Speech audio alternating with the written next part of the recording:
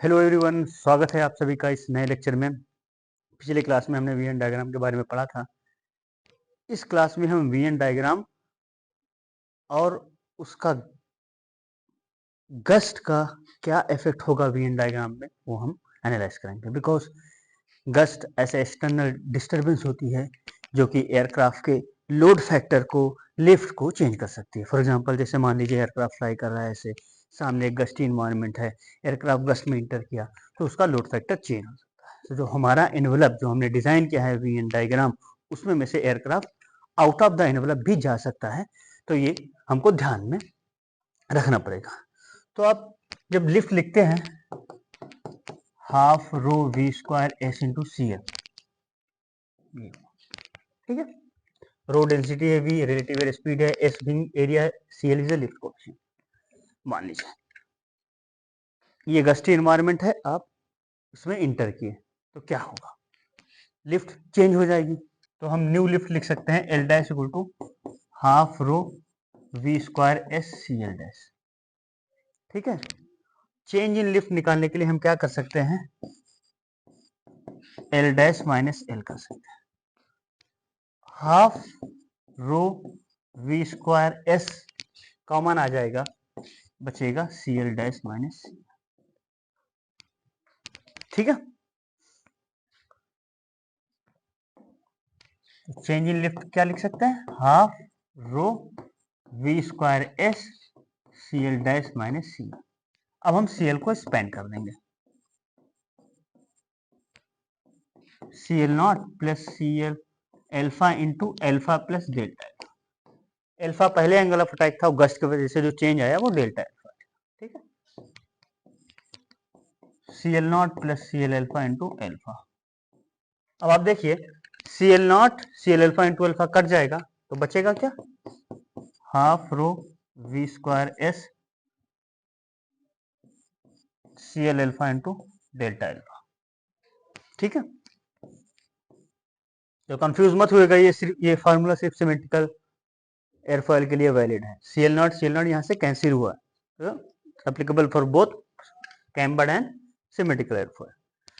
अब आप वेट से डिवाइड कर दीजिए तो क्या हो जाएगा, half rho V square C L alpha delta alpha W, और विंग एरिया आप नीचे लाके ऐसे लिख सकते हैं, ठीक है। ये डेल्टा एल बाई डब्लू क्या होता है, डेल्टा एन, ठीक है। Change in load factor due to change in lift,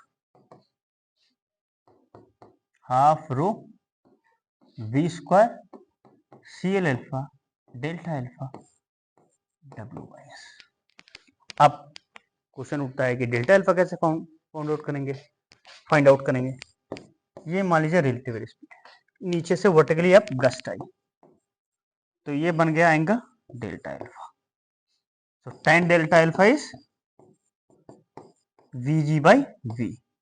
अगर डेल्टा एल्फा स्मॉल है, ठीक है, तो हम लिख सकते हैं, मतलब जो गस्ट आई उसने change in angle of attack small किया, ठीक है, बहुत ज्यादा change in angle of attack नहीं हुआ, तो delta alpha V G by V लिख सकते हैं। तो half rho V square C L alpha delta alpha की value V G by V, एक भी यहाँ से कैंसिल हो गया, W by S, and now you will have half rho V CL alpha VG divided by W by S, that is delta N. अब देखिए ring loading ज्यादा होगी डेल्टा एन कम होगा, गस्ट वेलोसिटी ज्यादा होगी डेल्टा एन ज्यादा होगा, even gust velocity कम है अगर वेलोसिटी ज्यादा है तो डेल्टा एन ज्यादा होगा,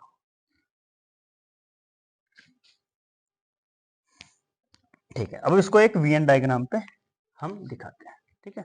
अच्छा ठीक है, जो डेल्टा अल्फा हमने लिखा पहले ये जान लीजिए, delta alpha equal to V G by V मैंने लिखा, तो ये गस्ट क्या है, ये वर्टिकली अप है। फॉर एग्जांपल अगर मान लीजिए ये एयरक्राफ्ट है, ओके, रफ एयरक्राफ्ट मैंने बनाया है, इसकी डायरेक्शन ये है और यहाँ पे गस्टी इन्वायरमेंट है, that is V, vertically up gust, upward gust. Gust ऐसे भी तो हो सकती है, स्लोली बढ़े फिर उसके बाद कांस्टेंट है, इसको बोलते हैं वीजी, इसको बोलते हैं ग्रेडियंट गस्ट। ओके, ये वीजी है और ये मान लीजिए वीजी से कम है ये वाली गस्ट। ओके, सो एक ग्रेडियंट फैक्टर डाल देते हैं एफ। तो इसका मतलब ये हुआ कि पिछले वाले एक्सप्रेशन में अगर आप इसका मल्टीप्लाई बाय एफ करेंगे, so that is applicable for this one, इसके लिए भी हो जाएगा। तो यहाँ पर क्या है, एफ यहाँ पे 0 है, क्योंकि एफ यहाँ पर 0 पुट करोगे तो डेल्टा इन 0 होगा, कोई गस्ट नहीं।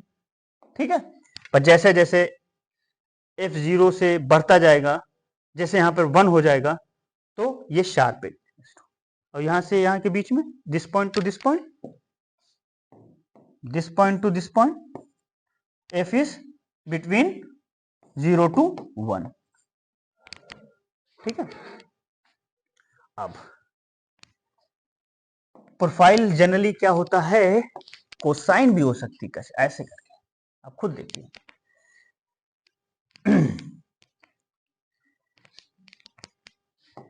आपने टर्बुलेंस का नाम सुना होगा, फ्लक्चुएशन इन डेटा। ठीक है, ये टाइम है, ये कोई भी एयरक्राफ्ट का स्टेट वेरिएबल ले लीजिए। अब इसको आप जूम कर दिए तो आपको कुछ ऐसी कोसाइन प्रोफाइल दिखेगी।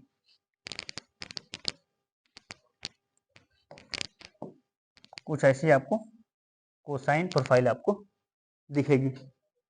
ठीक है, तो ये कंटिन्यूअस सिग्नल है, इसको आपने जब डिस्क्रीट में किया वही गस्ट बन गई, और जब अप्रोक्सीमेट किया तो आप इसको वर्टिकली अब भी अप्रोक्सीमेट कर सकते हैं, जैसे ये, या इस तरीके से ग्रेडियंट गस्ट, या फिर इस तरीके से more general.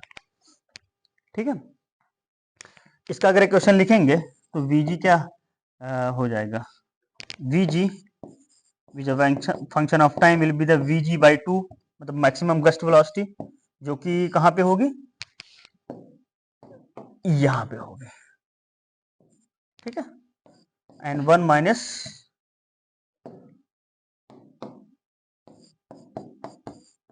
Cos pi T by capital T. तो ये लेंथ जो हुई है ये t है, and this at this point where the gust velocity is maximum, that is small t equal to capital T। Okay, तो आप खुद सोचिए, ये थोड़ा और जनरलाइज केस है कि आप यहाँ गस्टी एनवायरनमेंट में हैं, आप इंटर किए, स्लोली गस्ट बिल्डअप हुई, जब बीच में पहुंचे तो मैक्सिमम, एंड देन जब आप बाहर निकल रहे हैं तो कुछ ऐसा, बाहर निकल गए एकदम 0 हो गया। ठीक है, ये टाइम के बेस में अब खुद से एयरक्राफ्ट मूव कर रहा है अलॉन्ग द XYZ डायरेक्शन, तो इसको अगर पोजीशन के टर्म में लिख दें तो ज्यादा ठीक रहेगा। तो पोजीशन के टर्म में लिखने के लिए हम क्या कर सकते हैं, इस पूरे लेंथ को मान लेते हैं 2x, इस वाली लेंथ को मान लेते हैं पूरी यहां से यहां तक का 2x। ओके, एंड इस स्पीड मान लीजिए v, तो what you can write 2x equal to speed equal to distance by time, and time is 2t, this time is t, तो this time is t plus t 2t। तो ये equation होगा, और यहां एक जनरलाइज डिस्टेंस x मान लेते हैं, तो आप क्या होगा यहां तक का, ये लिख सकते हैं v equal to small x by small t। इसके लिए अब इन दोनों से अगर आप इक्वेशन को देखिएगा तो क्या निकल के आएगा, capital X by T equal to small x by T. Okay, so t by capital T क्या हो जाएगा, t बाई कैपिटल टी, ये हो जाएगा small x by capital x। Okay, तो ये वैल्यू अगर आप स्पेस पोजीशन के टर्म्स में लिखते हैं तो 1 minus cos pi small x by capital x हो सकता है। ठीक है, नई लाइन से लिख सकते हैं। ठीक है, vg by 2 which is a function of time, and 1 minus cos pi t by capital T, और पोजीशन के टर्म्स में लिखना है तो आप ये लिख सकते हैं Vg/2 1 minus cos pi x by capital X, right. दोनों लिख सकते हैं। कैसे, मैंने आपको बताया, ठीक है। चेक भी कर सकते हैं। जब x equal to capital X होगा तो ये पाई होगा, and that becomes the -1, 1 minus 1 minus 1 become 2, 2 will get, you will have a Vg. T equal to capital T होगा, then again you have a Vg. This case, okay, this is okay. तो time domain में भी, time में भी ऐसे function of time भी लिख सकते हैं, ऐसे फंक्शन ऑफ डिस्टेंस भी लिख सकते हैं। डिस्टेंस मोर जनरलाइज होगा क्योंकि एक गस्ट की लेंथ होगी ना, जैसे यहाँ पर गस्ट की लेंथ क्या है, गस्ट की लेंथ क्या है 2x है, राइट। मतलब 2x जब ट्रेवल करोगे तब गस्ट खत्म हो जाएगी, ठीक है, ओके। पर ये जो हमने ड्राइव किया है, ये एक्सप्रेशन जो है, ये जो एक्सप्रेशन ड्राइव किया है, ये क्या है, शार्प एज गस्ट के लिए वर्टिकली अप है, जो f से मल्टीप्लाई करेंगे तो become the gradient gust, okay. अब हम वीएन डायग्राम ड्रा करते हैं रफली।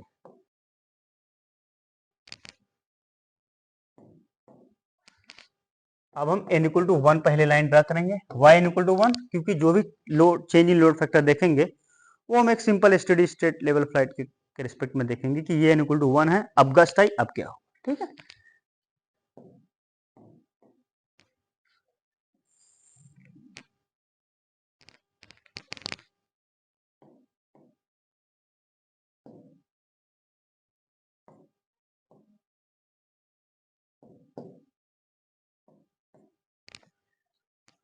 ऑलरेडी हमने बताया वीएन डायग्राम कैसे ड्रा होता है, तो मैं ड्रा करके बता दे रहा हूं।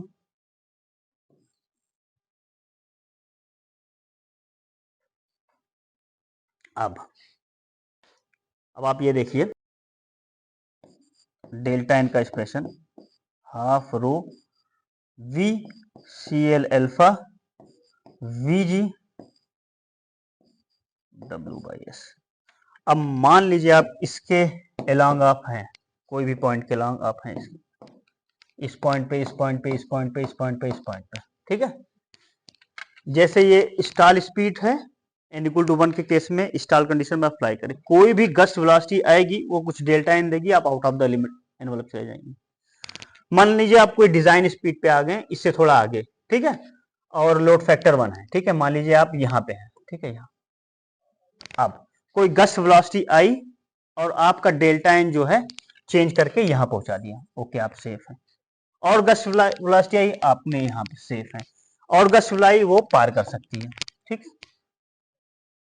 जो डेल्टा एन है वो v के साथ कैसा फंक्शन है, लीनियर, राइट। तो आप सीधा लाइन ड्रा कर सकते हैं, ये लाइन ड्रा कर सकते हैं, ये लाइन ड्रा कर सकते हैं, ये लाइन ड्रा कर सकते हैं, ठीक है। अगर इसको बोलेंगे Vg1, Vg2, Vg3, तो आप क्लियरली देख सकते हैं Vg3 will be greater than Vg2, greater than Vg1, और सेम ऐसे मिरर इमेज इस डायरेक्शन नेगेटिव डायरेक्शन में भी होगी, ओके, इनवर्ट डायरेक्शन, राइट। तो इसका मतलब ये हुआ कि जब आप स्लो स्पीड पे फ्लाई कर रहे हो तो गस्ट काफी डोमिनेंट हो जाती है। देखिए यहाँ पे थे, तुरंत आउट ऑफ इनवेलप पहुंच गए, यहाँ पे थे, तुरंत आउट ऑफ इनवेलप, यहाँ पे थे, थोड़ा लोड फैक्टर बढ़ा, तुरंत आउट ऑफ इनवेलप। पर जब यहाँ फ्लाई कर रहे हो, यहाँ फ्लाई करो, यहाँ फ्लाई कर रहे हो, तो गस्ट वेलोसिटी आ भी जाए तो आप एनवेलप में हो, ठीक है। तो स्लो वेलोसिटी पर गस्ट ज्यादा डोमिनेट होती है, ठीक है। तो हम अगले न्यूमेरिकल प्रॉब्लम से अगली क्लास में हम समझेंगे, थोड़ा सा और नंबर का फील लेंगे, ठीक है। Thank you so much.